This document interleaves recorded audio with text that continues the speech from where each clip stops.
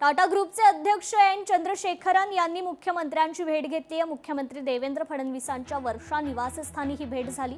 आर्थिक धोरणांसह हरित ऊर्जा आणि इतर धोरणात्मक विषयांवर या भेटी दरम्यान चर्चा झाल्याची माहिती आहे।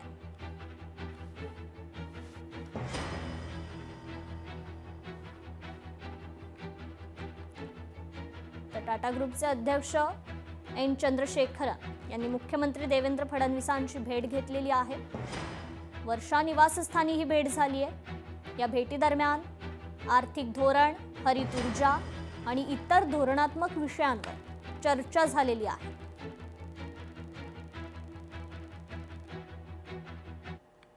तर पनवेलमध्ये उमेदवारी माघारी घेण्यासाठी भाजप दबाव टाकल्याचा आरोप आहे। मवियानं केलेल्या आरोपानंतर खळबळजनक व्हिडिओ देखील समोर आलाय। महिला उमेदवाराला तोंड बांधून अर्ज मागे घेण्यासाठी आणलेलं भाजपचे लोक काँग्रेस उमेदवाराला पळवून नेत असल्याचा आरोप आहे। गाडी देखील गुजरातची असल्याचा मनसेचा आरोप आहे।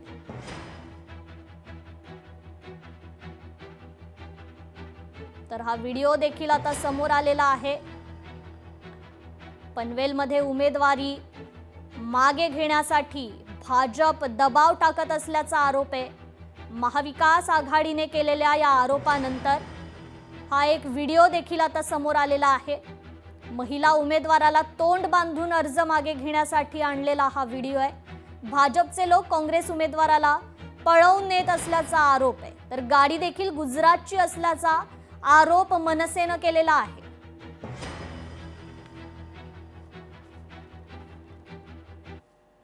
चंद्रपूर शहरातील एका नागरिकानं निवडणुकीवर उघडपणे बहिष्कार टाकत सविनय असहकार आंदोलनाचा मार्ग स्वीकारला। चंद्रपूर शहरातील नितीन बनसोड यांनी आपल्या घरासमोर फलक लावून महापालिका निवडणुकीवर बहिष्कार जाहीर केलाय। या संदर्भात नितीन बनसोड यांच्याशी संवाद साधलाय आमचे लोकशाहीचे प्रतिनिधी अनिल ठाकरे यांनी। काय कारण आहे थेट त्यांच्याकडे जाणून घेऊया। नितीन भाऊ, काय सांगाल तुम्ही? घरावरती एक बॅनर लावलाय, माझा हा निवडणुकीवर विश्वास नाही।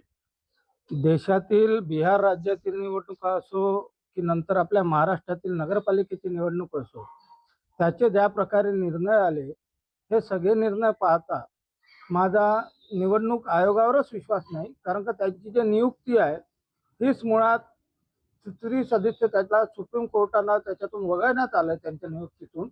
तेथूनच ही जीप चावली आणि ही प्रसार माध्यमातून सोशल मीडियातून जे ईव्हीएम बद्दल वारंवार प्रश्न उपस्थित केले जाते, हाच प्रश्न माझ्या मनात आला की माझं मत नेमकं कुणाला चाललं, कुठं चाललं हेच जर मला माहीत नसेल तर मी हा मताधिकार कशाला वापरू। खरं म्हणजे तर लोकशाही हा निवडणूक हा उत्सव असायला पाहिजे, पण आज माझ्यासारखा मतदार संभ्रमात आहे। माझं मत कुठं चाललं हेच मला माहीत नाही। म्हणून मी हा विचार केला की मी एक स्वतंत्र नागरिक म्हणून मी माझ्या परीनं घटनेच्या कलम 19 नुसार मताधिकार हा माझा हक्क आहे आणि मी तो बजवायचा का नाही हा माझा अधिकार आहे। अनिल ठाकरे, लोकशाही मराठी, चंद्रपूर। तर सोलापूर महापालिका सार्वत्रिक निवडणुकीसाठी शुक्रवारी अर्ज मागे घेण्याच्या शेवटच्या दिवशी नॉर्थ कोर्ट परिसरातील राजकीय वातावरण तापलं होतं। विविध पक्षाचे नेते मंडळी ठाण मांडून होते।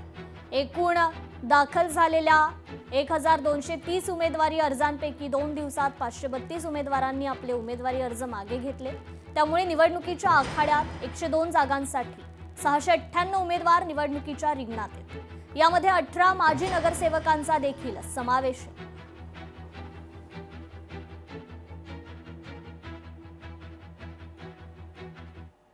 तर कोल्हापूर महापालिका निवडणुकीसाठी आमदार सतेज पाटील मैदानात उतरलेत। मॉर्निंग वॉक दरम्यान त्यांनी नागरिकांशी संवाद साधलाय।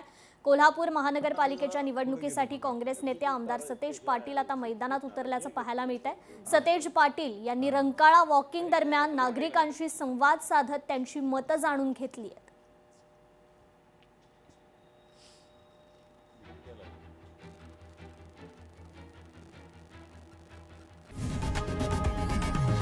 लोकशाही मराठी ऐका, पहा, जागरूक रहा।